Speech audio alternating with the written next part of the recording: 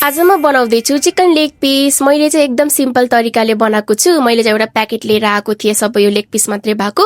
अनि घर लिएर चाहिँ यसलाई मैले हल्का हल्का बीचमा चिरा पार्न लागे, किनभने मेरिनेट गर्दाखेरि भित्र मसला पस्छ भनेर। चिकन मेरिनेट गर्नको लागि मैले युज गरेँ नुन, बेसार, चिली पाउडर, गरम मसला अनि जिन्जर गार्लिकको पेस्ट अनि थोरै लेमन राखेर चाहिँ यसलाई मजाले मैले मिक्स गर्छु। म कर्नफ्लावरहरू एड गर्दाखेरि पनि राम्रो त हुन्छ, अलिक क्रन्ची हुन्छ। मलाई चाहिँ आज सिम्पल वाले बनाउन मन लागिरहेको थियो। मसला सबैतिर इक्वली लागोस् भनेर चाहिँ मैले टाइम लगाएर यसलाई मजाले मिक्स गरेँ।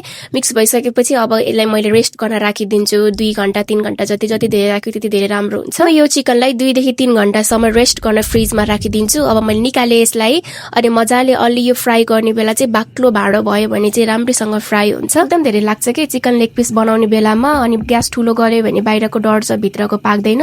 त्यही भएर चाहिँ सानो ग्यास गरेर यसलाई चाहिँ उल्टाइ पल्टाइ गरेर पकाइराख्नु पर्छ। यतिको हाफ कुक हुँदासम्म चाहिँ धेरै नै राम्रो कलर आइसकेको थियो। यति रातो भइसकेपछि this is ready to eat. अब मैले चाहिँ राम्रोसँग यसलाई प्लेटिङ गर्छु। एकदम यम्मी भएको थियो, देख्दा पनि खाँदा पनि। पनि घरमा टाइम हुँदा यसरी बनाएर खानु होला। Thank you so much guys for watching.